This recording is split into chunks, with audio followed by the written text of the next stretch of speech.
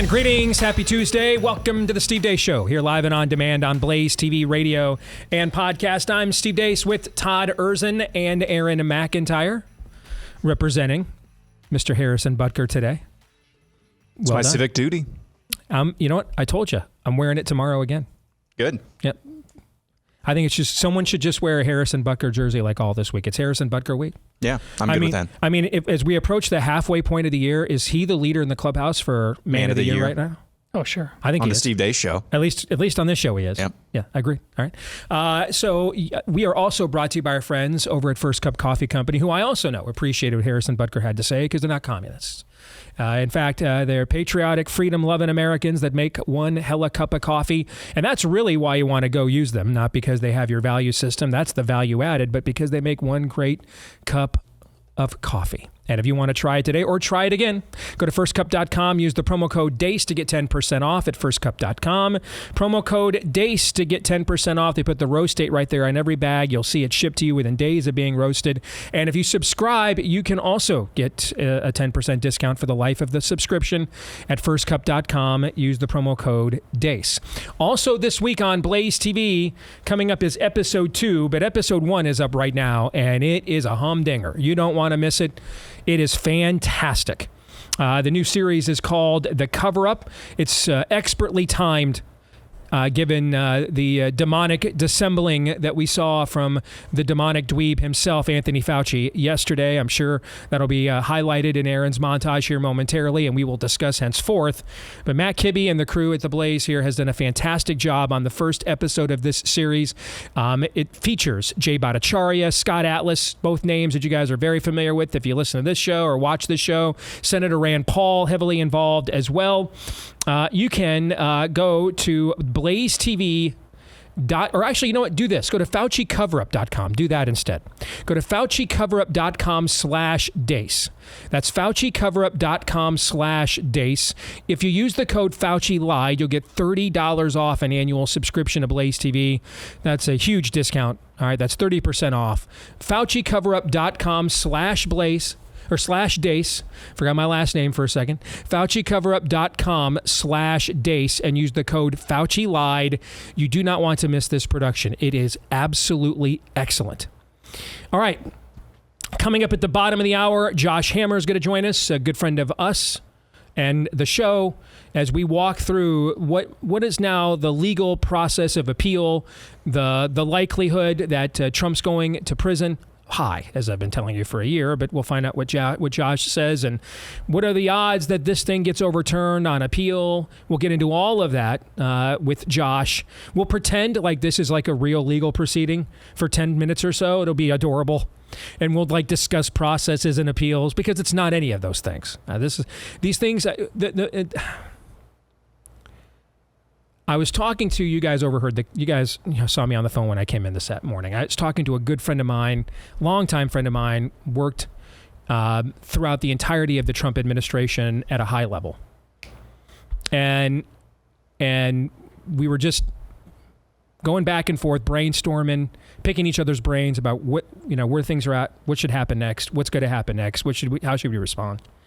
And I said to him, I said, outside of a handful of friendships I have in that world with people like you, I'm not like first person connected in that hive, like I got to know Ted Cruz well enough that I could tell, all right, when is he saying something because that's just what is expected of a senator to say in this moment, and when is it really his heart is in it, And I said to him, I said, I can't tell sometimes when you guys say stuff over there, especially the big man, is it just is it branding BS or do they really think this? I don't know. So since I don't know, I just take it all as they really mean it, just to err on the side of caution. Because I can't get into when is this just being said because we're in front of a crowd, we're vamping like pro wrestlers. There's a certain amount of showmanship here. You're right there, and there is. All right. But then when do we actually believe some of the stuff that we're saying? Like the idea that he was going to escape all of these charges. People were really saying this all of last year. Were they saying this because they wanted to win the primary, and that they thought this was one of the biggest weaknesses that they had to stop that. And so they didn't want this to get into people's psyches, that this moment that we're at right now is a real possibility? Or did they actually really believe that they were going to dodge all of these various charges and processes? I don't know. Because if it's one, well, that requires one set of analysis. You know what I'm saying? Mm-hmm. Well, then it's just, I mean, that's just politics, okay? If it's the latter, you know, I'm Steve Carellin yikes over here, which is why most of last year I was Steve Carellin yikes over here, because I'm going to assume they really believe this stuff until someone calls me on the phone and texts me and says, dude, we just have to say that right now. So I don't know, right? I don't know. Mm-hmm. But when you look at the lack of strategy and planning, it certainly does seem as if they really believed they were going to like dodge all of these things, doesn't it? Because if it was just branding, you'd be like over here, hey, you know, yeah, we're vamping, you know. Oh, yeah. I mean, that's what you'd be doing in front of the camera at your rallies, right? You'd be doing that. But like behind the scenes, you'd be like, all right, we need plan B, C, and D. You know what I'm saying? Yes. But there clearly was no plan B, C, or D, right? It appears not. So it appears that's why, for me, I just take everything that comes out of Trump and the high-level people in his world. I just take it all at face value, that there is no line where the BS ends and the real talk begins. Because I don't know where the line is. But we're at that real line now. And the mistake that's been made here all along is that people believed this was a legal process in search of a political outcome. Wrong. It's a political process in search of a legal outcome. It's the other way around.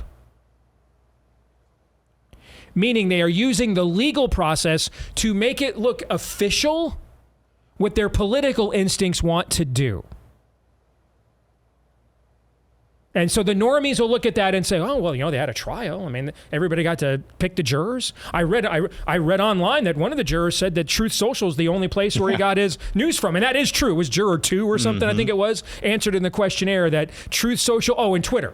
Truth Social and Twitter were the only 2 places where he got his news from, or her. We don't know. Okay. And so, well, it looks official. I mean, they had a trial, you know. I mean, you see what I'm saying? Sure. That's the point of this. To make it look official. You just start rounding people up. That's usually when the shooting starts. Okay. So you got to make it look official. So that people are just, comfortably numb. Just, you know, okay. Just a little headline. That's the goal. Keep that frog just simmering there in the boiling water. So we're going to pretend like there's like official processes here. And but there's not. This is all that'll keep you going for the show. Come on. It's time to go. It's all a show. It's not a legal process in search of a political outcome. It's a political process in search of a legal outcome. Just justify and make it normal and rational what we really want to do. And that was Alvin Bragg and that Democrat activist judge's jobs, and they did it. And 12 jurors signed off on it, including one who supposedly said that he got all his news from Truth Social and X. And apparently Trump's attorneys could not even you'd think, I mean, 12% of Manhattan voted for him. There's got to be, Trump's attorneys could at least get one ringer, one person to go, 12 angry men on the jury. Nope, couldn't do it. So here we are.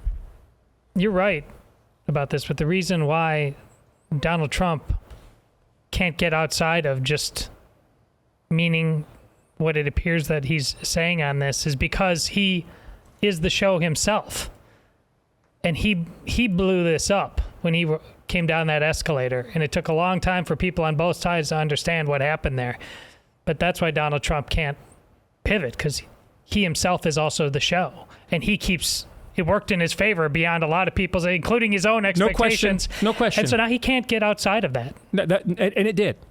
It did. We cannot deny that. I mean, the guy he's had his scandals, but he has also lived one of the most successful lives in American history by a lot of American standards. Fame, success, significance. And in the end, I mean, there's not a lot of people who can say, regardless of your belief system, that none of your adult children hate you or find you to be at least a little bit squirrely, but He can say that at least, So, yeah, after a while, you do start believing your own feces doesn't stink, right? Especially when you're in a celebrity world and you're largely dealing with posers, okay? But now we're in the unseen realm. And we're dealing with, shall we say, real nefarious forces here. You know what I mean? Yeah. That are not so easily now shamed or trolled. Okay, they're not some Republican senator or former Republican governor who just shrinks because they got called a name on a debate stage. You're dealing with real people, real forces of evil, people that have real scales on their appendages here and are from the upside down. Yeah, it reminds me of that movie I haven't seen. You said you talked about where a fake. Oh, The Cleansing Hour. Yeah. Well, The Cleansing Hour is a phenomenal metaphor for this entire political era. Trump came to this show with special effects. Yes. The other side said, we've got the real thing. And won enough of an audience that people started to think it was real. Yeah. And so the real evil showed up and said, let's up the ante here a little bit. So we'll get into that with Josh Hammer. Next hour, I went to lunch with a guy yesterday, and he reminded me of one of the great quotes in the history of American Christianity. And so we're going to reset that as a conversation starter in Idolatry or Not. And then I want to revisit the Caitlin Clark thing for Pop Culture Tuesday in light of basically sports media is in a comprehensive meltdown. And she's been in the WNBA for 2 weeks? Yeah. Okay. And we've got, attempts to basically take her out. Okay. We remember that conversation we had a couple months ago. They're not just going to say, hey, we're happy to be making more money. No, they're not. They're going to hate her. Okay. And that is exactly where we are. And my question comes down to this. Is Caitlin Clark just casting, to use the biblical term here, is she just casting pearls onto swine? Because I think she is. And so I want us to discuss that coming up in the next hour. But before we get to all of that, sorry for the delay. Here's what you've all been waiting for. Aaron's rundown of what happened while we were away. What happened while we were away, brought to you by Jabbing the Unjabbed. We didn't really learn much about yesterday's Fauci hearing in front of the House Select Subcommittee on Coronavirus, and much of it took place during the show. But Fauci did manage, in front of a committee controlled by Republicans, to get in one more jab at the unjabbed. Do you think the American public should listen to America's brightest and best doctors and scientists, or instead listen to podcasters, conspiracy theorists, and unhinged Facebook memes? No, listening to people who you just described is going to do nothing but harm people because they will deprive themselves of life-saving interventions, which has happened. And some have done studies. Peter Hotez has done an analysis of this and shows that in people who refuse to get vaccinated for any variety of reasons, probably responsible for an additional 200,000 to 300,000 deaths in this. Learning Chinese today. Today's phrase is, "Hey Siri, what's the definition of projection?" Hey Siri, 投影の定義は何ですか? A federal judge made a snide comment about Christianity as she sentenced a 75-year-old pro-life woman to years in prison. On Friday, in a federal Washington, D.C. court, Judge Colleen Kohler-Cutelli sentenced elderly Paulette Harlow to 2 years in jail and 36 months of supervised release for protesting at a notorious late-term baby-killing facility in Washington, D.C. with 8 others. What you're watching here is the video of the incident. That 75-year-old woman is now facing 2 years in prison for praying in the wrong place. John Harlow, Paulette's husband, spoke in court before the sentencing about his concerns for his wife's declining health and the fear she might die in prison. In response to that, Judge Kohler-Cutelli said during sentencing that she hopes Paulette will, quote, make an effort to remain alive, because that is a, quote, tenet of Harlow's religion. That's according to liveaction.com. Judge Kohler-Cutelli was a Clinton appointee for the D.C. District Court and is herself over 80 years old. Wisconsin Attorney General Josh Kaul filed felony forgery charges against 2 attorneys and an aide who helped submit paperwork saying that former President Donald Trump had won the battleground state in 2020. The charges were filed against Trump attorneys Kenneth Chesebro, Jim Trupis, and former Trump aide Mike Roman, who allegedly delivered Wisconsin's contested elector paperwork to Pennsylvania Congressman's staffer in order to get those papers to then Vice President Mike Pence on January 6th of 2021. Moving on, WNBA news 2 days in a row. After the on-court assault of rookie Caitlin Clark over the weekend, fellow WNBA rookie Angel Rapinoe could be seen standing up, cheering, and hugging her teammate, Kennedy Carter, who is the one who assaulted Clark. Angel Rapinoe spoke to the media about what exactly her problem is with Caitlin Clark. It all started from the national championship game, and I've been dealing with this for 2 years now. And understanding, negative things have probably been said about me, but honestly, I'll take that because look where women's basketball is. People are talking about women's basketball, but you never would think that we'd be talking about women's basketball. People are pulling up to games. We got celebrities coming to games, sold out arenas, just because of one single game. And just looking at that, I'll take that role. I'll take the bad guy role, and I'll continue to take that on and be that for my teammates. And if I want to be that, and I know I'll go down in history, I'll look back in 20 years and be like, yeah, the reason why we watching women's basketball is not just because of one person. It's because of me, too, and I want y'all to realize that. Much more on this story coming up on Pop Culture Tuesday. One more little tidbit today. According to Chris Rufo at the Manhattan Institute, Harvard has ditched diversity, equity, and inclusion statements in its hiring decisions, meaning the Ivy League's foremost institution, at least formally on paper, is abandoning DEI in its hiring. And finally, we end where we began. Dr. Fauci debates himself. Here's this from the Daily Caller. People should not be walking around with masks. When you're in the middle of an outbreak, wearing a mask might make people feel a little bit better, but it's not providing the perfect protection that people think that it is. You do not know what you are talking about. There's no doubt that masks work. Different studies give different percentages of advantage of wearing it, but there's no doubt that the weight of the studies, and there have been many studies, indicate the benefit of wearing masks. There are unintended consequences. People keep fiddling with the mask and they keep touching their face. That's not so. I mean, when you're talking about at the population level, that the data are less strong than knowing that if you look on a situation as an individual protecting it could lead to a shortage of masks for the people who really need it.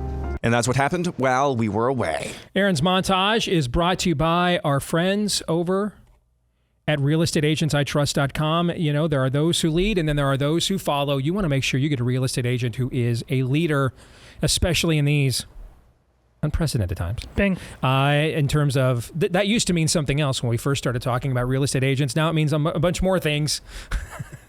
Like 100% higher mortgage payments and everything else. Make sure you've got an agent who will guide you through what are the murky waters of the Let's Go Brandon real estate market. Someone with a proven track record of success who will get you to where you want to go, whether that's somewhere in your current town or somewhere across the country. Where would you find them? Name says it all. A lot of times these agents, by the way, from right here in this audience. Let's get that referral process started for you with someone you can trust. Realestateagentsitrust.com is where you want to go. That's realestateagentsitrust.com. We'll talk much more about this later, but Angel Reese is just beyond delusional. Rapinoe. Thank you. Well put there. The knowledge of her is because of her connection to Caitlin Clark. As a standalone entity, she's nothing. She's only a household name because she's the heel, okay, in the drama with Caitlin Clark. Caitlin Clark has been in this league for less than a month. Games she shows up, the attendance is 140% higher than the league's average attendance.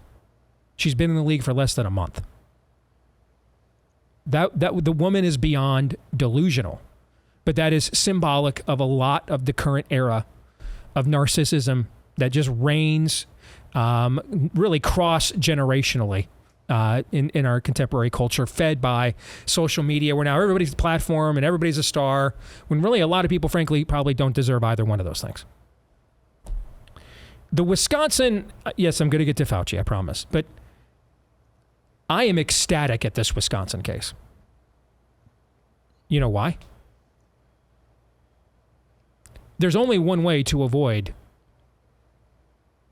being found guilty here if you're the former Trump attorneys. Do you guys know what that way would be? I mean, what's their defense? I mean, if they're being charged, guys, for forgery, for claiming that the election returns were altered, then what would they have to do in order to defend themselves, guys? Prove that they were not forging. Correct. I mean, they'd have to prove the voter fraud, wouldn't they? There's no other defense. They'd have to show it. So let's have the trial. I think, Some real trials where like real evidence is brought out. We have, in a lot of these high profile cases, we've been denied this kind of stuff. We got it in the Kyle Rittenhouse case, remember? And we saw what that verdict was. So let's just go with the trial then. Let's have a trial. And let's see the Trump attorneys bring forth their evidence that Trump actually won Wisconsin. I'm all for it. Would you be against this? No.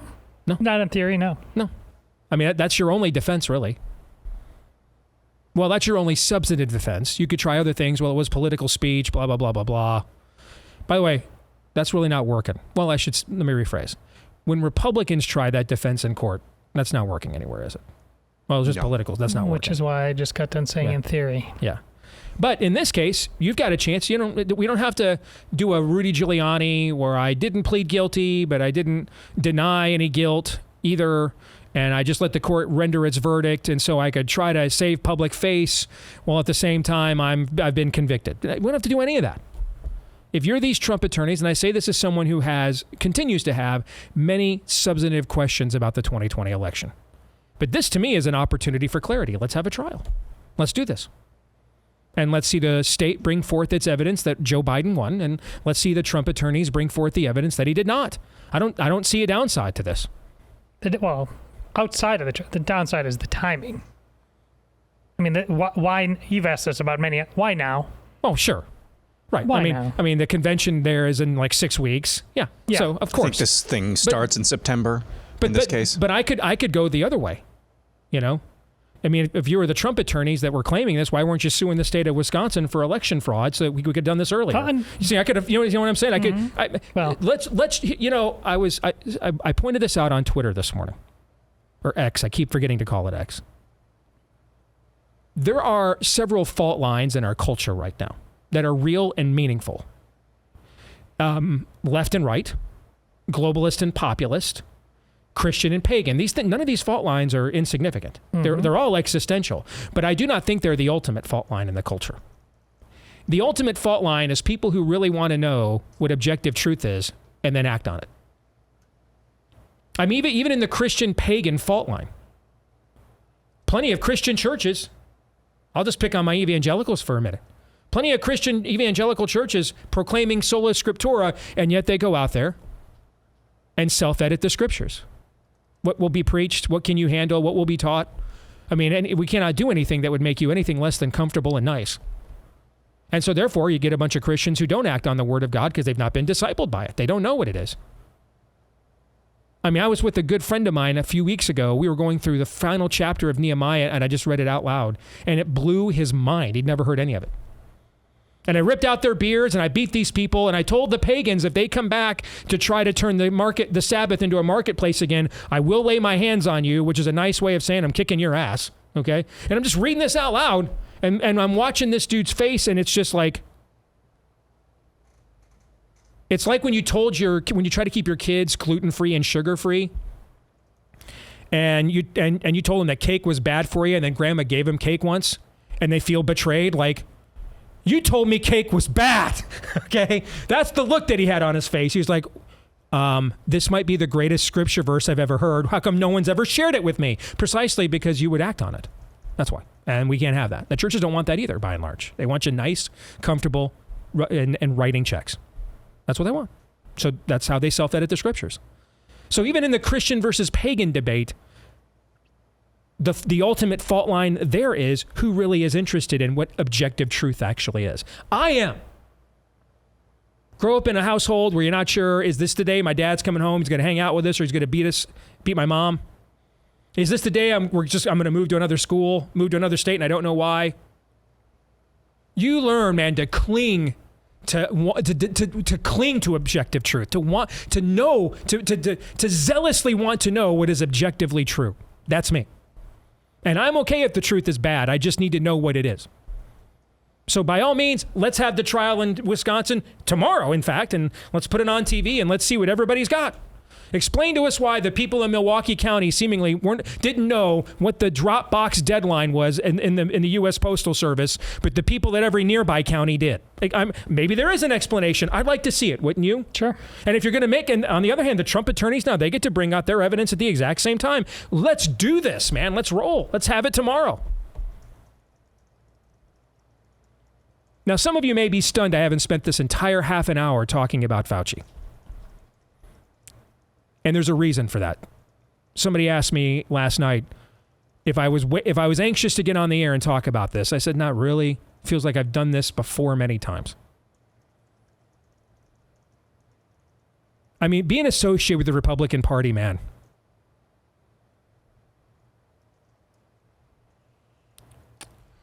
There's a term I could use, but it's crude, so I won't.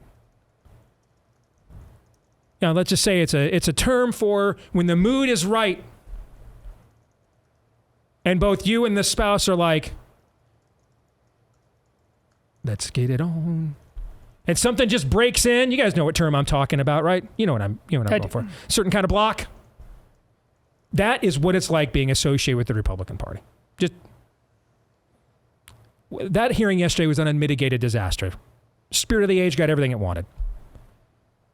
The clips that you played yesterday, Aaron, Republicans slurping on a scaly phallus there on camera, like the whores of Babylon they are. The one person who speaks out is arguably our most unstable member.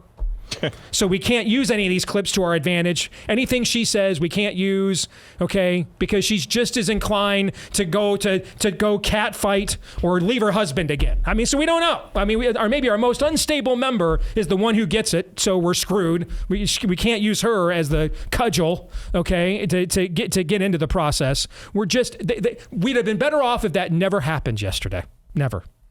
All the Republicans did was provide Anthony Fauci character witnesses for the tribunal he'll never have. Which is why I stalled before the montage. I stalled after.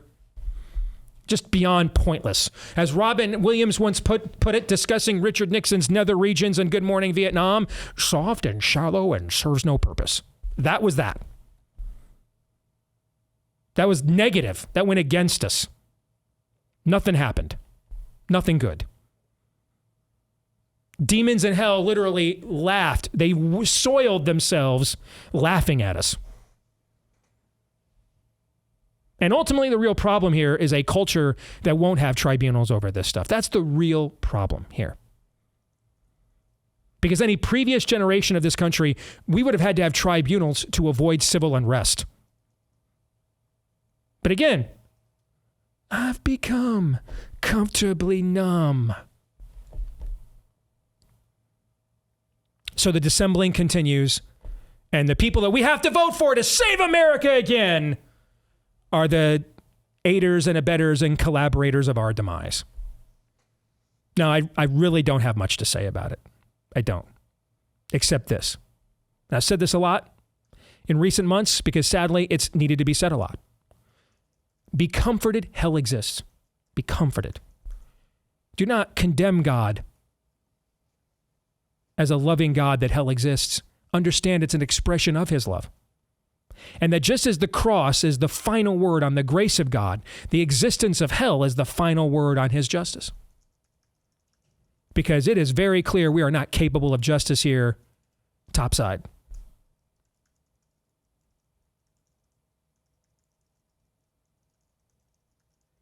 So there will be justice. All of you whose loved ones died by death is near, ventilators, ventilator porn, toxic genetic serums. We have nothing. We don't have nebulizers, steroids. We have nothing to treat. Nothing. To treat any form of respiratory distress or inflammation in the year 2020, 2021. You lost your companies, your jobs. They're never coming back. Your kids lost vital years of development they'll never get back. The graduation you never could have. The wedding you never could have. The goodbye to your loved ones in the retirement homes you never could have. Rejoice! Rejoice that there's hell. For God's justice will get the final word.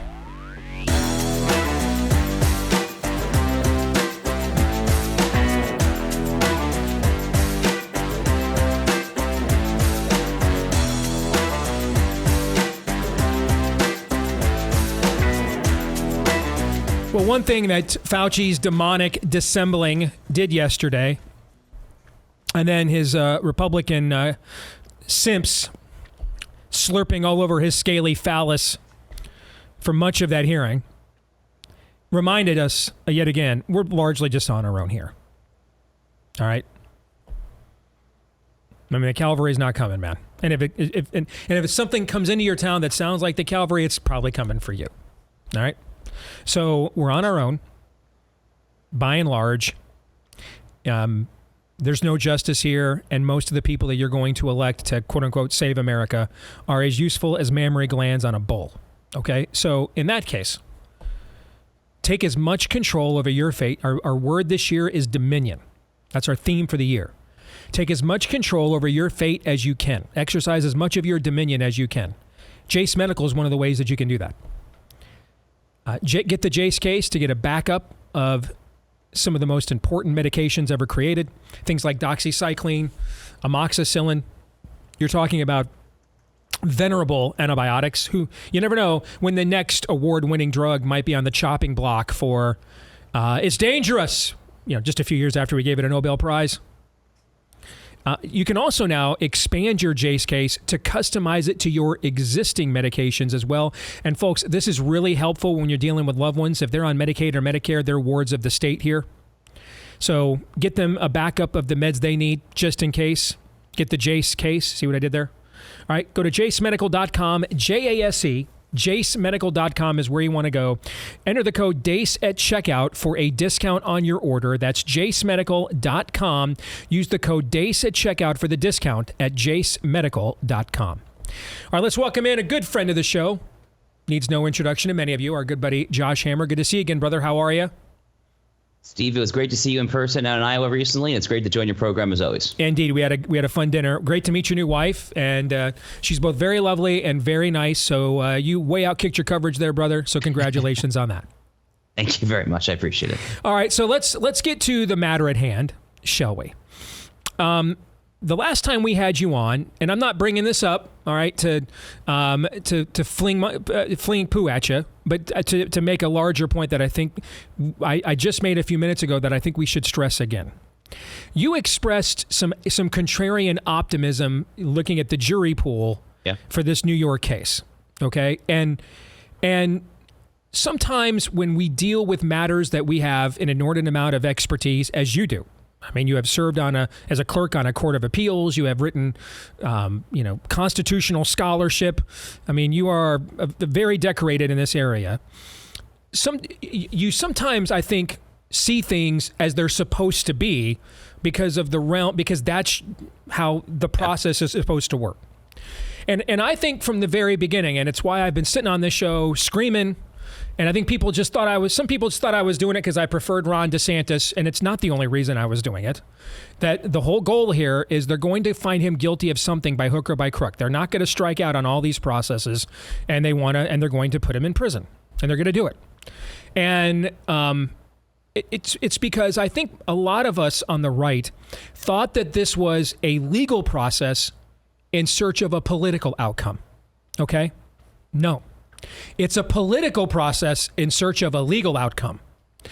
The courtroom and all the accoutrements of a proceeding, a judge, a jury, that's all window dressing to legitimize with the Star Chamber. It's just a Star Chamber. It's to legitimize what it set out to do. Okay, they couldn't just grab Trump and throw him in a white Econoline unmarked van and drive off. They couldn't do that, okay? So they have to create an official proceeding so that the normies will say, well, I don't know, they had a trial, everybody heard evidence, I mean, there was even one of the jurors said Truth Social is where he got his most news. I mean, it seems weird to me, but it seems official, and so it's normal.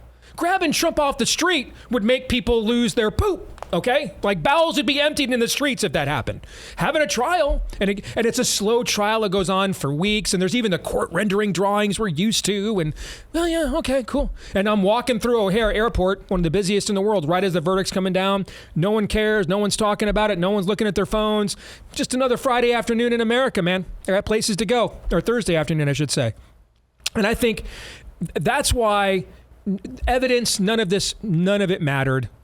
This is a political process to get a legal outcome to make the political fever dream they want to realize seem legitimate. Your thoughts? Well, I basically agree with that. I mean, look, it's somewhat hackneyed to say what I'm about to say, but I'm going to say it anyway because it's worth repeating at this juncture in time, which is they really have tried to get Trump ever since the 2016 campaign. I mean, I don't need to rehash these sordid details of the Russia collusion delusion and the Steele dossier and Carter Page and George Papadopoulos and all these names from years past. And then you had the Mueller investigation, 2 ridiculous impeachments, the deep state doing this, doing that, the fact that they literally unleashed the Democratic Party street thugs, not just with the Black Lives Matter Antifa riots of 2020, but going all the way back to the Women's March, which, lest I need to remind the listeners, was literally the day after he was sworn in, January 21st, 2017. So, and then you had all the lawfare with the pre-dawn raid of Mar-a-Lago. So look, I mean, they really have been trying to do it. So from that perspective, Steve, from that perspective, yeah, it really does absolutely smack of the old Stalinist mantra. It was actually Levantry Beria who famously said, "Show me the man, I'll show you the crime." People typically attribute that quote to Stalin. It was technically his kind of right-hand man, essentially the Joseph Goebbels of the USSR back in the day, if you will. But that really is obviously what happened here. Now, I guess the reason, Steve, look, your point is credited. I mean, I take the law seriously, or at least I like to think that I take the law seriously. So, maybe I was naive for thinking that one of the 2 lawyers on this jury might, I don't know, ask a question to the judge, what is the law here? Like, literally, what are we applying? Like when you start law schools, the very first thing that you have to ask is, what is the source of law? Are we interpreting a constitutional provision? Is it a statutory provision? Is it a civil statute, a criminal statute? Is it judge-made common laws, an international treaty? Is it some fart that the UN or the WHO or some transnational tribunal spat out of its rear end and they're calling it law? Well, what is it? So, again, that bare minimum was not even met here, which is why ultimately I think one way or the other, Trump's going to be vindicated because of glaring 14th and 6th Amendment issues. But I'll hold that aside. I guess what I would say was, Steve, if the Democrat lawfare complex, as I've been calling it, if they were so dead set from the get-go to get their man, it would have been slightly cleaner to do it in one of the other cases. I mean, I have criticisms of the other cases, but, Trump's conduct between the 2020 election and January 6th was obviously less than fully kosher, we might say. So you might be able to kind of justify to the public either the Georgia or the D.C. prosecution a little bit more than this one in New York. This one in New York just uniquely stinks to high heaven in a way that I don't think I have ever seen in a criminal statute here. And I guess that's why, in retrospect, I did hold out some optimism that one of the lawyers on the jury might, I don't know, ask these questions that literally any first-year law student ought to be asking. Amen. So let's look forward then. With that premise, if we agree now on that premise moving forward, let's analyze what this process looks like. Like the next morning I'm at the gym, man, and I got all the screens up on the wall, and I can see the screen that has MSNBC's on it, and the crawler reads right away, James Comey says imprisoning Trump is doable. That's literally what's on the lower third the very next morning. All right. So this idea that they're going to go through with all of this and pull back and not put him in an orange jumpsuit and shackles, I just don't agree with that. I mean, if you were concerned about losing to a full circuit court on appeal and getting an embarrassment, because that would normally be an embarrassment for a district attorney to get a rejection like that from a full court of appeals, okay? If you were concerned about that, all right, then you would hold back maybe the sentencing, maybe it's community service, a massive fine, and then we'll put a stay on it pending appeal, right, to avoid being shamed at the next legal beagle function, okay, or fundraiser. I don't think any of that matters because, again, it's a political process in search of a legal outcome. And so they are legitimized now. They can put him in prison and say, see, we told you he was a criminal and everything all along. And that's exactly what I think they're going to do. So if they can find any way whatsoever to actually put him in prison, they will 100% do that. And that was my prediction all along, was that they're going to put him in prison. But the more I think of it, I actually literally do not know if it is possible for one very simple reason. And again, these people are the most ruthless, shameless savages in the history of American politics. If they can find a way around this, they will find a way around this. But there is, as a friend reminded me, there is clear, unambiguous federal law. and this is pretty common sense, I think people just kind of intuit this, that the president has to have 24/7 armed security. That's what the Secret Service is there for. And these prisons in New York City, Rikers Island is the most infamous one, but all the prisons there, they invariably do not let guns anywhere remotely near a prisoner. So I actually don't know. Maybe they could try to take that paradigm and then make some sort of dispensation for Secret Service and try to. I mean, first of all, by the way, it's disgusting we're even having this conversation. We're literally talking about we're talking about the logistics of getting Secret Service into Rikers Island. The whole thing is just utterly mind blowing. But here we are in America in the year 2024. But if they can find some way around that, I think they will. It's possible they won't be able to find a way around that. But at a bare minimum, they definitely will go for house arrest for probably at least the duration of the campaign. That is probably, frankly, almost as bad as being physically sent to jail. He won't be able to get out to Michigan, Pennsylvania, Wisconsin, Arizona, all the swing states to do his signature rallies or anything like that. Now, it's worth noting that whatever the remedy is, whatever the actual sentencing is there, the appellate division, ultimately the New York Court of Appeals, which is the highest court in the state of New York, they could stay that. They could actually stay that within minutes, within hours if they wanted to, depending on how rapidly Trump's lawyers appeal and ask for a stay from a higher court there. There's going to be a lot of pressure brought to bear on those judges. What I have been saying on my legal show, Steve America on Trial, is that I think what Trump's lawyers should do is try to bypass the appellate division. New York courts are kind of complicated, but the appellate division is subsumed within the New York's, it's really complicated because the New York Supreme Court is actually the trial court. So the appellate division is subsumed within the trial court, which means that they're elected judges. No elected judge in the right mind is going to let Trump off the hook, get him out of jail if that's what he sends to. So I think that they need to make a direct appeal to the New York Court of Appeals, which sits in Albany, the state capital. That's the highest court in New York.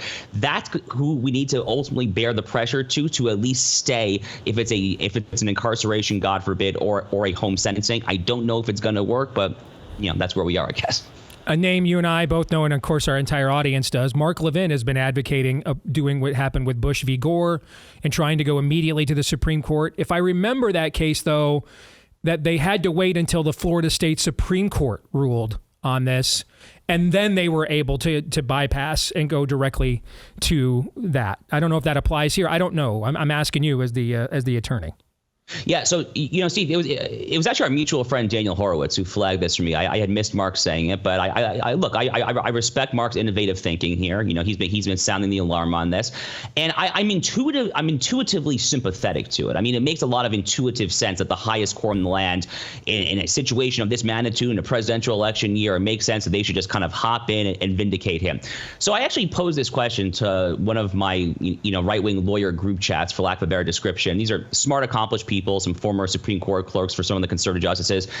And the reaction was basically, no, this is wrong. Somewhere between this is wrong and actually logistically can't happen. And the very savvy insight that one of my friends who's a former SCOTUS clerk said, I won't name names, obviously, he basically said that this is not only legally impractical because, as you just alluded to, Steve, you actually do need a judgment from the highest state court in a state in a criminal proceeding before it gets to SCOTUS, but it would actually be political and maybe even moral malpractice for Trump's handlers and lawyers to do that, and I'll explain why. The reason, which you of all people, Steve, will be very familiar with, is that would have the effect of then putting all of our eggs in the Supreme Court justices' basket. Mm-hmm. Do you really think that someone like John Roberts or even Brett Kavanaugh or Amy Coney Barrett, I mean, do we feel any conviction whatsoever that they are looking at the proceedings in Juan Merchan's courtroom in New York City and having these same In other words, they could then therefore legitimize this entire process. Exactly. Where at least if you leave it out of there is at least some doubt about how legitimate this is without their final seal of approval. Is that what you're saying? So that's part of it. And then also, if you short circuit the New York Court of Appeals in Albany, the highest court in New York State, and they go straight to SCOTUS, then you're not going to get a judgment from New York State because you chose to bypass that. So, who knows? I mean, you have to, in other words, be very, very, very confident. Holding aside the legitimacy of the Bush v. Gore comparison, which I think is somewhat dubious, but I understand the argument. But even holding that aside, you have to be very, very confident that SCOTUS and SCOTUS alone will vindicate Trump in a way that New York's highest court will not. And New York's highest court, they're not elected judges like they are with Juan Merchan down in New York City. They are slightly different. I'm not saying they're conservative. They're not. But they're semi-reasonable in a way that trial court judges who are elected deep in the bowels of New York City might not be. I am not necessarily one who is going to say that I am going to trust John Roberts and Brett Kavanaugh with the fate of the Republic in a way that some other random court maybe I don't necessarily, you have to be very confident, in other words, and I'm just not that confident. Good stuff, my friend. Thank you. Good to see you again. Appreciate it. Thank you. You bet, Steve. Josh, brought to you by our friends at Relief Factor. You may need some relief after that conversation, the stuff we're talking about right now. If you are struggling with chronic pain, chances are it is from too much inflammation in your body, and that's exactly what Relief Factor wants to give you relief from. So how does it work? Well, it's drug-free. It's a supplement created by physicians who can prescribe drugs, and they wanted to come up with something, though, that didn't just mask the pain like a lot of the drugs do, but actually went after and attacked the inflammation causing your pain in the first place to give you true relief. There's no guarantee it'll work. Over the years, about 70% of the people have tried the 3-week quick start, and they have seen such good results that they end up sticking around long term. So why not see if you don't see a difference in your relief in 3 weeks or less when you go to relieffactor.com. Get the quick start for just $20 at relieffactor.com. Again, that's relieffactor.com. 3 weeks is all it takes to find out if the relief there is exactly what you're looking for, and it's only $20 at relieffactor.com. Gentlemen, any quick thoughts on the conversation we just had with Josh Hammer? I thought the most interesting part was right out of the gate where he's talking about, the first thing you learn in law school, what are we arguing over? Mm-hmm. What's the law?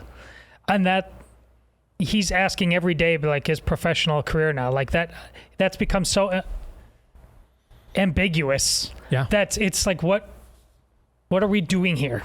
If you can't find that level of terra firma, this is why we had Oran on yesterday. What your thing? What are the rules? What's the game? Yep. We're playing Calvin ball. It's just made up, and a lot of people seem to be okay with that because when it's emotionally driven, why wouldn't you be okay if it hits the right buttons?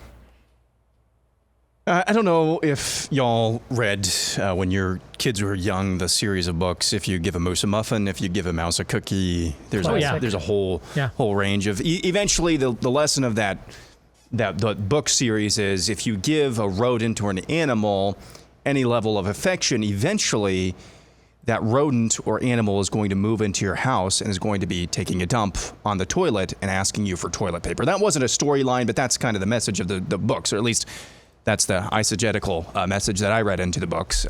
Don't give in to this too much. It's the frog in the boiling pot type of lesson.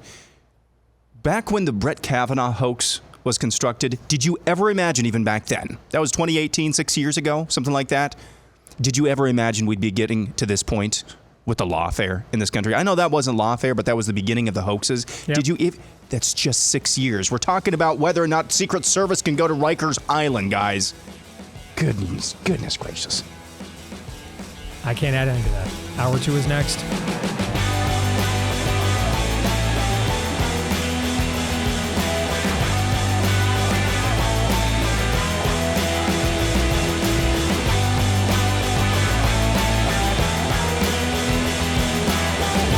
All right, back here with Hour 2, live and on demand on BlazeTV radio and podcast. Steve Deace here with Aaron McIntyre and Todders and all of you. And you can let us know what you think about what we think via the stevedeace.com inbox. Just email us. That's one way to take advantage of it. Steve@stevedeace.com, DEACE. You can also like us on Facebook, Me, We, and Gab. You can follow me at Steve Deace Show on Twitter, Getter, Instagram, and TikTok. You can also find me if you leave us a 5-star review. If you're a podcast listener, we'd love to find yours there. So thanks to all of you that have left us a 5-star review. You can, I just out of curiosity last night, I went and looked at a lot of the podcasts that are rated ahead of ours, and we have way more 5-star reviews than they do. So thank you guys for that. Really appreciate it. Hit subscribe, or if you're on iTunes, follow, and that way every time we do a new episode, it will show up in your feed every single time, and we appreciate all of you that have done that for us as well.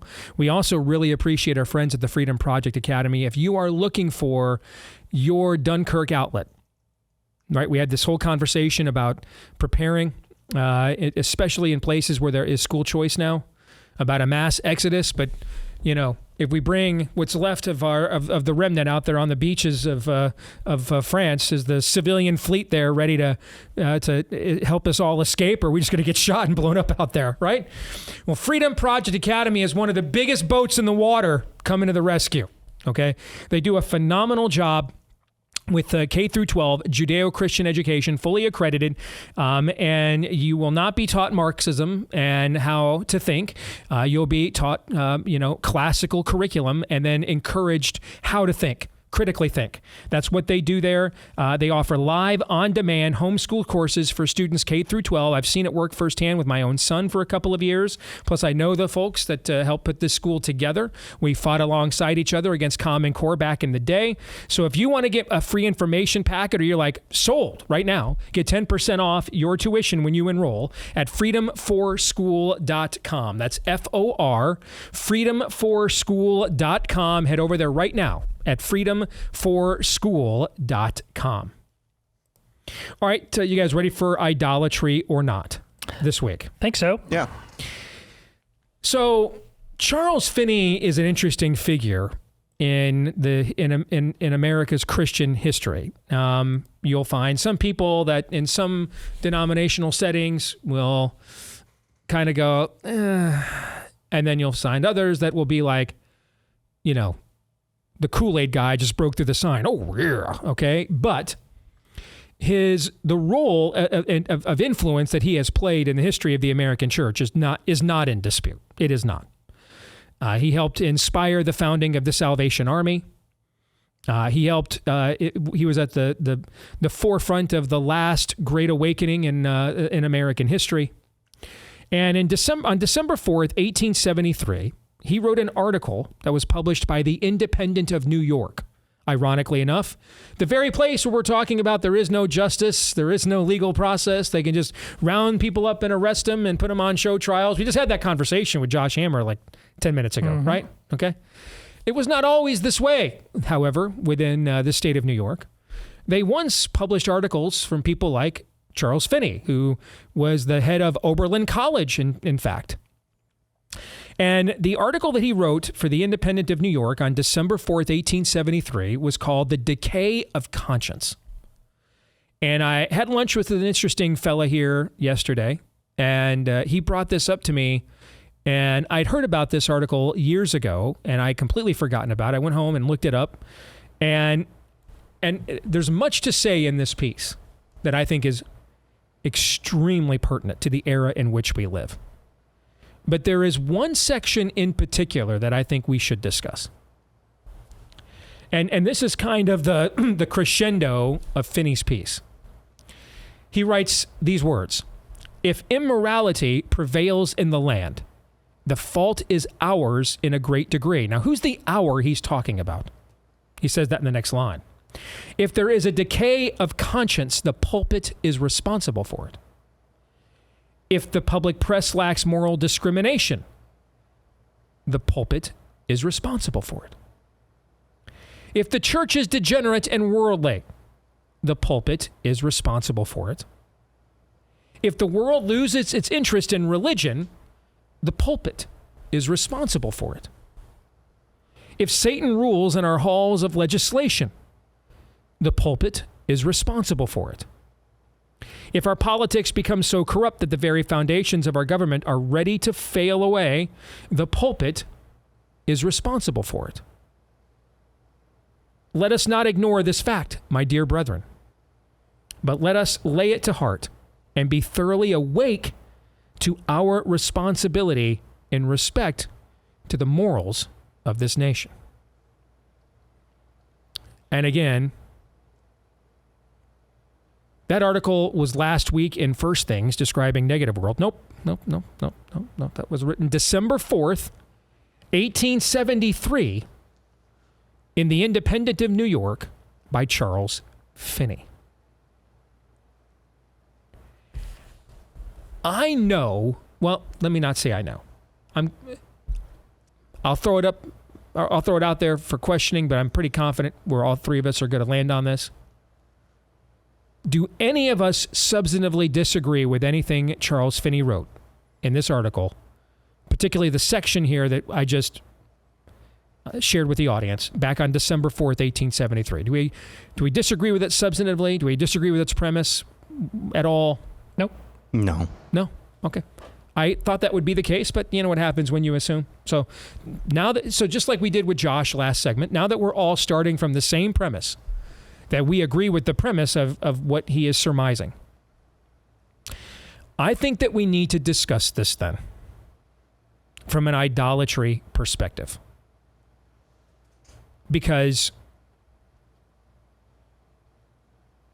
we are commercially, just like Finney had to enumerate what his pronoun was referring to, ours, he meant the pulpit, okay? The we I'm talking about, the church. Capital C church, people who agree and represent what has been largely fundamentally agreed upon throughout the entirety of Christendom for going on a third now epoch or millennia, okay? That's what I mean by the church. And that's what I mean by we, okay? We are more commercially successful right now than we have ever been. Last year, Jesus Revolution was one of the most commercially successful films of the year. It was exceeded only by Sound of Freedom. Nefarious last year was one of the top 10 most watched horror movies on all of Amazon.com. That's the largest platform in the world, the largest website on the planet. The amount of books that we have sold about the faith, about the church. The best-selling nonfiction book of so far of the 21st century. Last I checked, it could have changed, but the last I checked, it was The Purpose-Driven Life was the best-selling nonfiction book of the 21st century so far.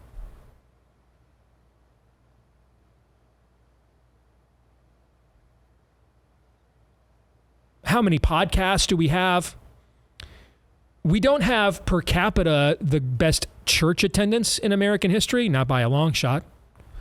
But we have the largest congregations in American history right now. And these churches, in many cases, I mean, these aren't monasteries. These are not places of frugality, serving thin gruel to dudes in bowl haircuts and a robe, while they piously copy the scriptures by hand ornately. These are, I mean, they look like they're Pottery Barn affiliates. They have technical apparatuses that rival what we used to go, that are better than what we used to go see the Star Wars movies in movie theaters when we were kids.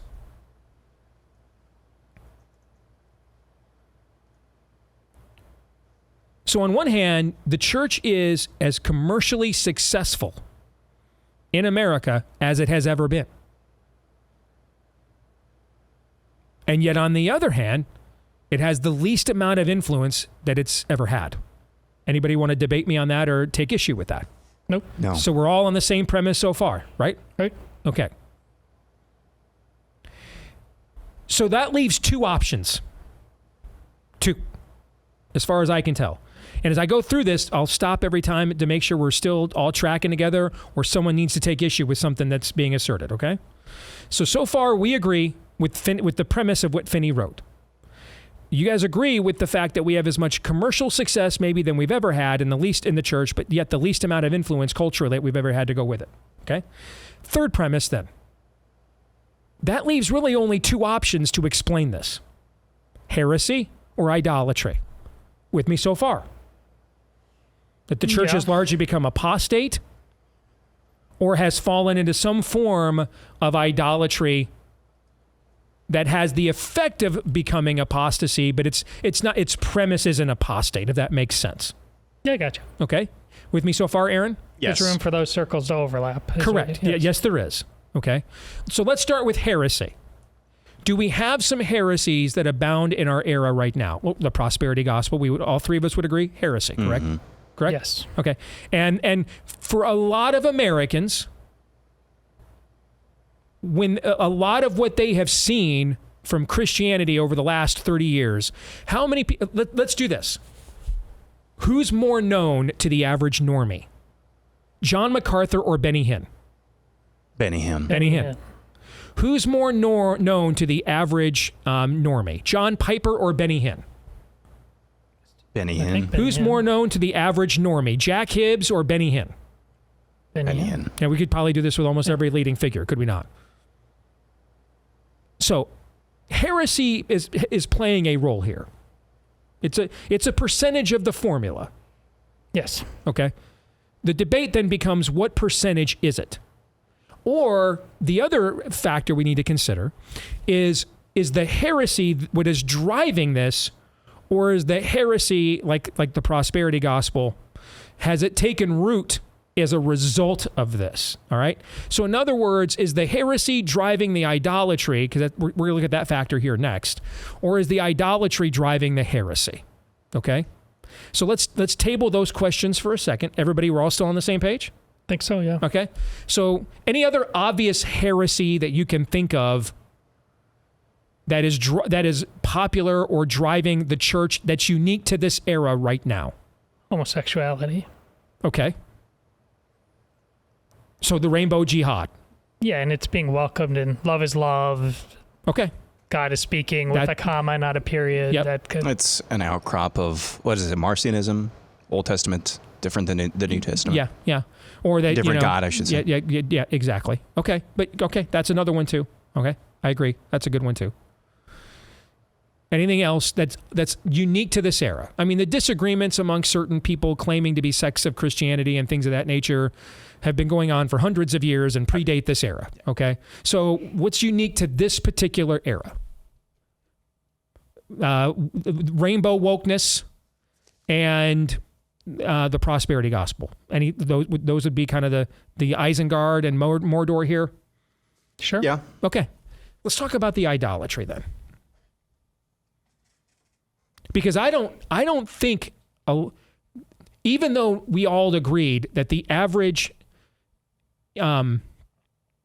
respected name in evangelical circles, who more well known, let's look at the guy that you're using your book from, R.C. Sproul or Benny Hinn. It's Benny Hinn. All right, look at the guy whose book you're using, Scott Hahn. More well known, Scott Hahn or Benny Hinn. It's Benny Hinn. Okay. That being said, though, I don't think there's a lot of churches who are claiming orthodoxy. There's too many. A lot is not the same as saying a lot and too many can be two different things, right? Mm-hmm. Like one would be too many, but it doesn't mean there's 10,000. Right. You see what I'm saying? I don't think it's, and I say this as someone who travels all over the country and visits and speaks to churches all over the country. The amount of churches that are really openly embracing of these two heresies is actually, I don't think, that high. I think that their market share in the media does not necessarily represent their market share on the ground. Thoughts before I move on? Because this is going to tie into what we're going to get to next with the idolatry. I think I see what you're doing with the premise. I mean, just flat out waving that flag. Yes. Yeah, I mean, every church has a layer of, well, we're too nice to confront this, and they're kind of fringy over in that corner. And we're going to get. That's where we're going next. Okay. Yep, that's where we're going next. Yeah, in terms I mean, outright embracing. We are flying the rainbow flag, okay, the woke flag openly, or we are telling people from the pulpit, you need to buy Jesse Duplantis' next plane. I don't think the market share of what is seen on television or in social media of those things is not necessarily what is on the ground when we start counting heads of actual congregations. I think it's disproportionately represented in media culture. I think it. Oh, yeah, that's key to premise. the enemy's plan. It's the disproportionate nature of who we're actually fighting. Right. I mean, so I'm not saying anything profound, as Aaron just pointed out. Basically, all I'm telling you is, you mean the stuff the enemy is the heresies the enemy is committing to is disproportionately advertised on the platforms that he is in control of. Yes. All right. I'm not Sun Tzuing anybody here. Okay. That's not the most. I may have had some smart deductions in the past. That's not necessarily one of them. I'm just doing math. Okay. So now let's talk then about the other factor, the idolatry. What are the idolatries affecting the church then? The churches that are not openly woking themselves or openly outing themselves, you're just here to make sure that the pastor's got a new Cadillac, okay? So the ones that are not just openly stealing from their congregates' wallets or openly stealing their consciences and souls, okay? Then what is the idolatry then that is their contributing factor or factors for that matter? Because it could be multiple Comfort, idolatries. niceness, therapy. Yep. Still with me on this, Aaron? Yes. Because I could completely agree with what you just said. So let me go back to what I said a moment ago.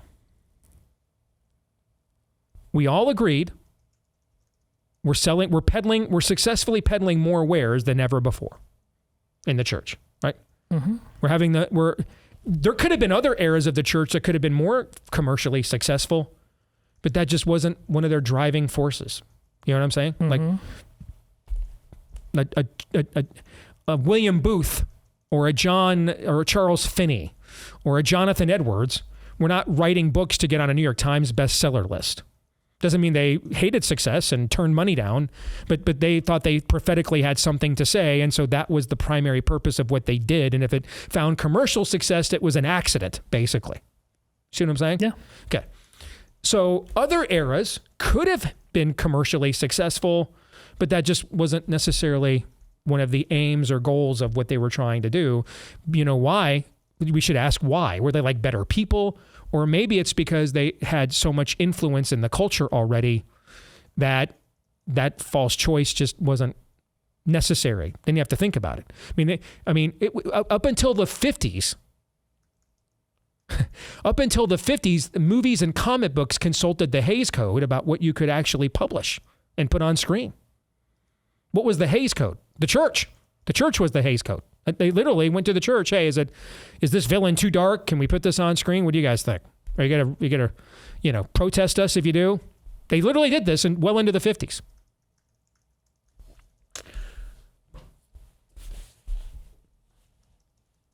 So the peddling of wares, the selling out of arenas called churches, it's not the case that the culture has turned against the church. It's that by and large, then, the church has decided commercial success is either on par with cultural influence or has favored that instead of. In other words, has chosen the path of Esau. I would prefer my pot of stew to fill my belly today. I'm a hireling. Basically, that's the biblical term, is what we're describing here, is a hireling. But that's what I'm chasing after. In the past, cultural influence was the main factor, and commercial success would have been a byproduct of that influence. Now, I'm chasing after commercial success, and if I attain enough of it, then I can get some cultural influence, but in many cases, I'll use my influence like Rick Warren is doing to try to get the Southern Baptist Convention to stop being Southern Baptist. Thoughts? You guys see what I'm saying here? Oh, yeah, for sure. Yeah. You've heard what I've said. I've gotten arguments with old men on committees in my parish who say, well, you have to understand, son, that the church is also a business. Yes. No, it's not. Yes. No, it's not. But you think it is.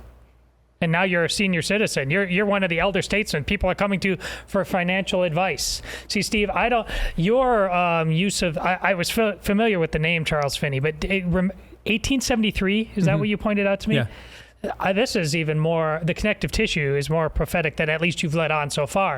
1873, what we're starting out, this is the Industrial Revolution getting started. And this is very late in his life when he wrote this, by the way. But yes. he's seeing the future. This is very connective to where we are now in this level of comfort, because that's a new world.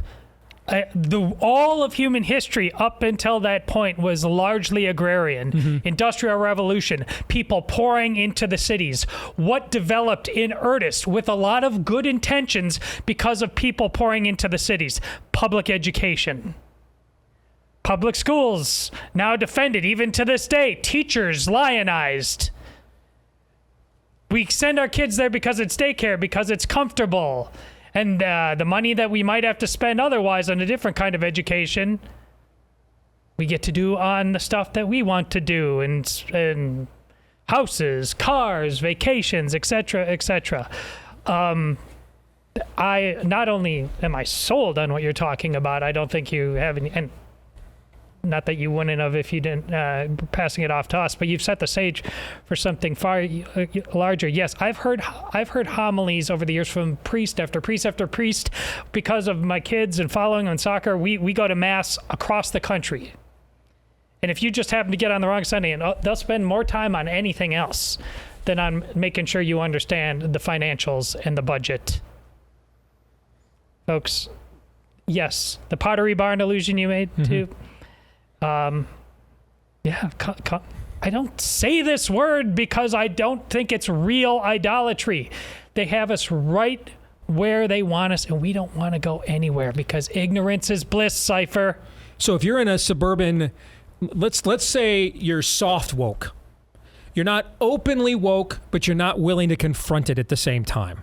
Is you guys okay with that term? Soft woke? Yep. Right? Yeah. And I think that would summarize a lot of evangelical churches in America, frankly.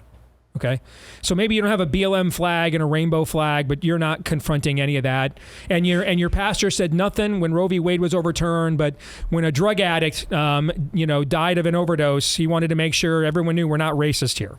That's what I'm talking about. That kind of church. The reality is he's doing that for the same reasons Benny Hinn's doing what he's doing. Benny Hinn's more honest. If anything, we've been too tough on Benny Hinn. He's an honest hireling. Your soft woke pastor is actually the worst, is the bigger deceiver. Because he won't openly embrace Papa needs a new pair of shoes. But the reason why he's not addressing those things, some of it's cowardice. But a lot of times that cowardice is coming from what? We got bills to pay. Yes. Yep. Okay. So it's just another form of the same prosperity gospel. I mean, hey, we got acres of land here, guys. And then across the street, we've got an adjacent facility. We've got multi-sites. That's a lot of brick and mortar we're paying for here, folks. You know what I'm saying? Yeah. I mean, our Pastor Jesse, said at church last week, we're going through a building campaign right now, and our church is just literally a fire code every Sunday. He said he got a call or he got a text from a friend of his who said, if you really want that building campaign to go well, you need to really tone down your preaching. And he's like, I could not believe one of my own buddies told me this. And then secondly, do you know who you're talking to? I'm not going to do that at all. But that's the pressure. So essentially what we're saying is Benny Hinn's a whore or is a slut. Okay? Or, well, what's worse, the whore or the slut? The whore at least gets paid, right? And the slut just does it because I'm needy, and I want access. I want to sit in the front seat. The whore is at least making an honest day's work. The hireling is at least getting something out of it. The slut is not getting the full accoutrements of accepting the business side of this relationship, and at the same time accepting all the downside of the risk. Am I going to get a disease? Am I going to get pregnant? Am I going to get abused? You see what I'm saying? Mm-hmm. So ask yourself now this question: who's smarter, Benny Hinn, Paula White, that whole crowd, or your non-woke suburban megachurch pastor who won't confront any of the spirit of the age, but at the same time is like a slave to all the debt that your ministry is underneath? So he's getting the worst of both worlds. He's not getting what the full-blown whore will get. But he's getting all the down. He assumes all the risk at the same time. You see what I'm saying? Mm-hmm. At least the other crowd's getting paid every 14th offering and all the ones in between. You've accepted the worst of both worlds. Aaron, you want to speak up? Go ahead. Yeah, I think there's an ironic facet of this that I want to get to in a little bit. let's just go through these one by one again from Charles Finney. How many pastors, even the soft woke pastors, even some of the woke pastors might agree with these sentences, these statements written in a different way? My job as a pastor to make sure that my people, my flock is informed on morality. They would agree to that, okay? My job as a pastor is to make sure that the conscience of my flock is informed by the Bible. Lots of pastors would agree with that across the board. My job as a pastor, or if I'm doing my job right as a pastor, my flock, my church, local church will be unassailable in the eyes of the world, the public press. I'm going through these statements for those of you listening over and over again. My job as a pastor, go through these one by one. I think even soft woke pastors would say yes to all of these statements. But, so they'll say my job is this, if I'm doing my job, yes, if I'm doing my job, yes. But when it comes down to the nitty gritty, on the inverse or maybe the negatory, which is how this is worded from Charles Finney, it's my responsibility if these things are not the way that they are. Well, then that responsibility takes a lot more fortitude. It's a lot harder to take that responsibility when there are bills to pay, as you said, Steve. When there are lots of checks coming in. Here's the ironic part, though. My pastor, I don't know what his source for this was, so you'll just have to trust me that this is what my pastor said. If the population of identified Christians in this country actually gave at the baseline level that I think is expected, generally speaking, in the Bible, of a tenth, something like that, of their income, there would be $138 billion, I think that was the number, $138 billion more every single year. That's ironic, is it not? Mm-hmm. Is that you are shrinking away from your responsibility as a pastor because of the fear of losing funding, while at the same time, you're not even receiving, the church isn't receiving the full blessing because your followers, your flocks, aren't actually being obedient in their own giving. And by what standard what standard would they be obedient to? Exactly. Because the standard are you articulating the standard that? you won't articulate? Correct. Unless they don't articulate once a month in January when you bring out the one verse about make the storehouses full. Okay, that's the one time that we have a standard, but then the rest of the time there's no standard. Isn't that ironic, though? It is. And then you end up just looking like the very caricature of the church that only cares about money. You have nothing to say about any of the other major fights except for your own funding, which just turns off the people that are the most likely to give from even coming back to church, or let alone giving. It's just a vicious feedback loop. Correct. Almost like there's like these laws, like sowing, reaping, right? They're like cosmic. They're like iron laws of the universe, and they're undefeated, right? Almost.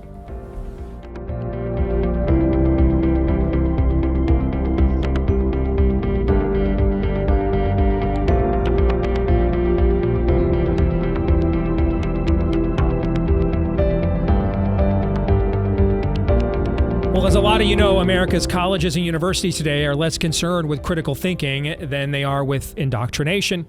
And it's no wonder why so many young Americans, therefore, embrace cancel culture, deny free speech, celebrate terrorism.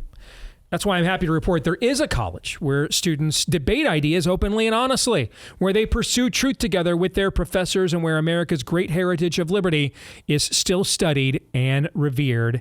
And it's Hillsdale College. As stated in its founding document going all the way back to 1844, Hillsdale's original mission was to offer the kind of serious liberal arts education needed to preserve the blessings of civil and religious liberty across the land. And this mission continues to guide Hillsdale College today. You can learn more at daceforhillsdale.com, F-O-R, daceforhillsdale.com, and there you're going to find a short video. It's just over a minute long, showing how Hillsdale's work, not only on its Michigan and Washington, D.C. campuses, but across the nation, is effective in defending American liberty. So take some time to watch it today at daceforhillsdale.com. Again, that's dace for, the preposition, not the number, F-O-R, daceforhillsdale.com. All right, let's switch gears and get to Pop Culture Tuesday, shall we? And we talked about this a few months ago. And everything that prompted me to have the conversation is exactly what is occurring with Caitlin Clark in the WNBA and sports media right now. And, you know, the scriptures lay out, let's approach this from a biblical worldview, shall we? This idea, because this actually ties somewhat into the conversation we just had. This idea of we're just going to keep seeking and evangelizing people over and over and over and over again until they take it. Does Jesus say that in the New Testament? Is that what he says to do? No, the opposite. He says actually the opposite of that. Exact opposite. He says, okay, cool. They heard, right? That's your job's to deliver the message. They got it. They heard it. It'll be better for Tyre and Sidon. Now, who are Tyre and Sidon? I believe those are cities associated with like the Philistines, if my memory is correct. I could be wrong about that. I think that's right. But he's basically saying it'll be better for the pagans who persecuted the Israelites will have a better day, okay, on the day of judgment than those who have actually heard this gospel, Jew or Gentile alike, and rejected it. That's what he's basically saying. Okay, that the people who were not alive to hear this gospel will receive more mercy than the people who were, and yet they still rejected it. And then Christ says what? Now, who loves us more than Christ does? Nobody. Nobody does. Literally gave up his own life, his own body, broken. His blood poured out for us. And yet he says, when that happens, kick the dust off your sandals and move on to the next town. He uses a phrase that was a colloquialism that was more known in that age. But he uses the phrase casting pearls unto swine. Now you have to understand, to a Jew, and again, God comes in the form of a man who's Jewish, and he's talking not entirely, but almost exclusively to Jews throughout all four of the Synoptic Gospels, right? So we're using phrases that are familiar to those times, colloquialisms and expressions and references that the people would have understood and would have gotten, that we need to know the context of that era to fully understand. Well, how did the Levitical law guys look at pigs? Another word for swine. They were encouraged to touch pigs a lot, use pigs a lot, eat pigs a lot. No, they were not. They were unclean animals because pigs will literally eat everything. Okay, and so what he's saying there is you can take the most you can, because one of the things Jesus has used, one of the terms Christ uses to describe the gospel is the pearl of great price. And so what he's saying here is you can take this pearl, this elite gem, and just waste it to the point you're casting it into a herd of pigs who wouldn't know its worth, wouldn't know what to do with it, and would just consume it like any other form of, any other form of what product that's within their pigsty, their pig pen. And that would be a waste of a great gem, a great pearl, would it not? That's what he's saying. You're taking what is valuable and just giving it to that which has no value and is unclean.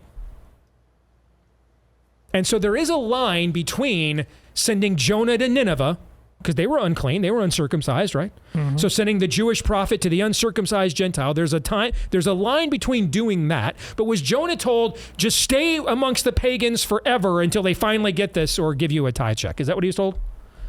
No, I don't think so. No, he was given a message. And then you give the message, and after it's given, we'll see how it's received. That was it, right? And so to continue to go back again, rejection upon rejection, is casting pearls into swine. You're wasting your time. Move on. Caitlin Clark is not Jackie Robinson. The WNBA is, and I say Jackie Robinson's a hero of mine. Before I got the autographed Barry Sanders jersey, his used to hang up here in the studio. But Major League Baseball was at the pinnacle, along with Hollywood, of pop culture of that era. And Jackie Robinson is attempting to break a color line between people, among a people who are historically and contemporarily still marginalized. And Major League Baseball represented the breaking of a glass ceiling of wider cultural acceptance. The WNBA it's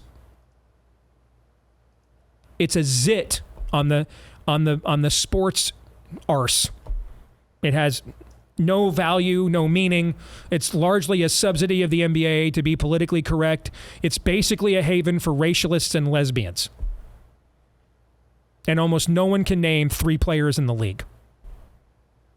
Anyone want to disagree with that so far? No. Might be one of the truest things you've said on this show today. I agree with who's it's populated with. It does have more value and meaning than you let on to little girls who grow up and want to play this sport. And I don't have basketball players, but I have 4 girls. So that part I would just, we don't want to underestimate that. I mean, it's not pro football. It's never going to be pro football, but. Where would it rank among American pro sports leagues? But no, that's the wrong comparison. I'm saying if it matters to young children who want to play that game and have big dreams, just like any other, that's what I'm talking about. It clearly has that. Like, we wouldn't have said 5 years ago, girls college basketball. Where's that? Once the spark was lit, there's girls from every city that want to see Caitlin Clark play because of that. They want to see Caitlin Clark play. Yes, I agree. And now she's in the WNBA. I agree. The value of Caitlin Clark is close to immeasurable for now. But see, I'm concerned about something. I tweeted this out earlier today in response to that Angel Reese video, Aaron, that you had in your montage this morning. Do you know what it means when one player draws 140% more fans than your league's average attendance? I'm not talking about more people showing up to see the Sacramento Kings when Jordan Bird and Magic are in town. I'm talking about the league's average attendance. Caitlin Clark's been in this league for less than a month, and when she shows up to a game, the attendance is on average 140% higher than any other game the WNBA has. It means Caitlin Clark is bigger than this league. It also means she does not need the intersectionality basketball league of perpetually aggrieved genuflections whatsoever. Doesn't need it at all. She doesn't even, Steve, she's the platform. She is the platform. Anywhere she goes, the platform follows. Not if she's not playing basketball, though. She can she can create her own basketball platform. That's what I'm arguing here. She could create her own Harlem Globetrotters, all-women's team. Just create her own. It'd be sold-out shows all over the country. All over the world, probably. I'd argue she'd make even more money if she did this, because WNBA players are not paid that much. She probably made more at Iowa with NIL deals last year than her actual WNBA salary. Making money isn't the bottom line. I agree. We just got done talking about that with churches. I agree. But it's not the bottom line, but it's a line. Nobody's doing this for free. You and I aren't here for free. It's a line for everybody. We have to pay bills. She'd make more money this way, though. But to your point, she'd actually... See, we're going to approach the point where they're going to drag her down into a pigsty. And this league is politically toxic, and it wants to be. That's the thing. It wants to be what it is. It does not want to be what she represents. It doesn't want that. It was created, in fact, to contradict that. She is forcing it to accept something against its will. And that brings us to, are we at the point of casting pearls onto swine? What is the point? Sports media is in a meltdown. ESPN hosts are turning on each other live on the air.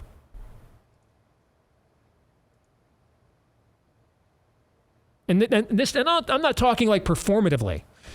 Stephen A. Smith is 5 minutes away from getting called Uncle Tom on his own show. Why? Because this league is not who Caitlin Clark is, and it doesn't want to be.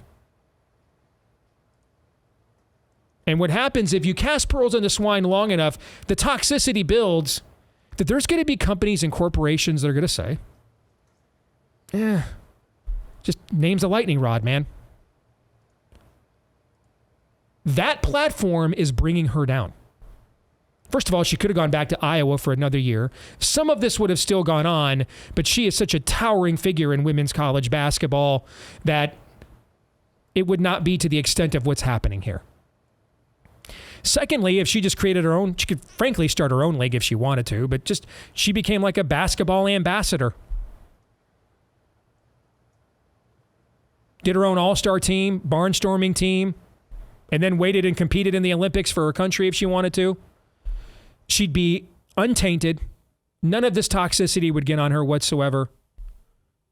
No collateral damage. And she's accomplishing many of the exact same goals. Your position on this really comes down to whether you think this league can be changed or not, in my view. I don't believe that it can be. It doesn't want to be. The same forces that are going to put Donald Trump in Rikers Island on July 11th are this league. It cannot be changed. It must be defeated.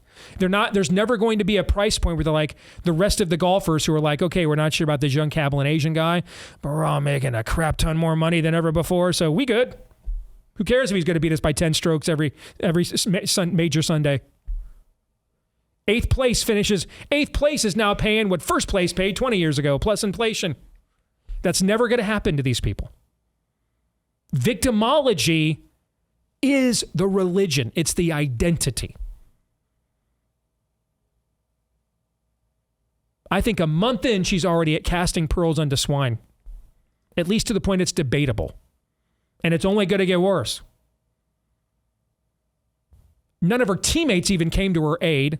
They don't even speak. Did you guys see the press conference after this? Yeah. The two black teammates are literally 10 feet apart from her.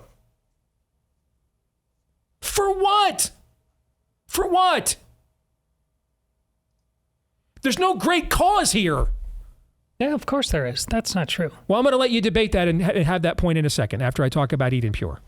Back with its famous Thunderstorm air purifier. It's their top-selling air purifier that quickly destroys viruses, odors, bacteria. Here, that's the key thing too, by the way. It's not a freshener, it's a purifier. So the goal is to get rid of that, which is causing the bad smells in your home. So many great reviews from within our audience. Cigarette smoke, dirty diapers, sweaty teenagers. Nothing stands up against the Eden Pure Thunderstorm air purifier. So right now you can save $200 on an Eden Pure Thunderstorm 3-pack for whole home protection. Get 3 units for under $200. Put one in your basement, bedroom, family room, kitchen, anywhere you need clean, fresh air. Go to EdenPureDeals.com and use discount code Steve3 to save $200. That's EdenPureDeals.com, discount code Steve3. That's EdenPureDeals.com, discount code Steve3. All right. I've made my case. Gentlemen, you guys each get the final word. Todd, I'll let you go first. Go ahead. Well, this is much more akin to Nineveh. Listen, her dreams and the dreams of the girls who love this game matter. And they matter. This league is a joke. The two biggest jokes of sports competition are both run by women right now. It's the U.S. women's national soccer team and these. That's a damn shame. But listen, college football is another joke right now. Those 18-year-olds just constantly wanting the bag. Shameful, utterly shameful behavior. Just more people like it. We're not. If she the predicate of all this is how much she is willing to bear. But this is the Dark Knight Rises. You've given them everything. No, not yet. If she is willing to be the light, if she has that desire, we should all be supporting her in that. Absolutely go into this place. Expose it for what it is. So many people are being exposed right now. Sunlight. That's important. And if it happens to the WNBA, so be it. But I'm not, I don't, the standard that this is not somehow redeemable. Everything is redeemable. If she is willing to be that person, we should be encouraging her in that, to going into that dark cave. I mean, and showing everybody that there is a truth. It's going to take time, but there's a far greater truth than most of us have become accustomed to apologizing for on sports radio. I mean, this is soap operas for men, just like it is in college football. I think we need to have a consistent standard about all of this, and I'm rooting for her. I just hope she understands that she has to let the lion out of its cage on this, because if she goes all in on Save Girl Sports, watch out. Aaron, you get the last word. So I don't think anybody knows truly what Caitlin Clark wants. Probably the safe answer is she just wants to be the best that ever was. She was in the college game by pretty much any metric. She was, despite the previous coaches and players of yesteryear claiming contrary assertions. So with that on the is the best even attainable in the WNBA? We don't know if she wants to be what Todd was articulating Correct. there, which is the light. Now, I agree with his assertion that if that's what she wants, then she needs all of our support. It can simultaneously be true that if that was my daughter, I would say, get the F out of there. You're going to get killed on the court. We just saw the first foray of that. Well, we have throughout her first couple of weeks, but this was the most egregious over the weekend. However, at the same time, yeah, if she wants to be a light in the darkness, and it is just a very, very forlorn place, that's putting it mildly, the WNBA, then she deserves our respect and support. But if she just wants to be the best that there was, I don't think that's possible here. I really don't think so. Not at this point. If she wants to be the best, I think being the best may be different than being a light, if that makes sense. And I don't think anybody knows what exactly she is trying to accomplish. Well said, both of you. We'll come back tomorrow, noon to 2 Eastern, right after Glenn Beck, right here on Blaze TV. For subscribers, we're going to hang around and tape the overtime. Boy, there is a fiery ad in the Arizona Senate race that we're going to be discussing. So don't miss that. We'll see you all again tomorrow. Until then, Romans 8:28.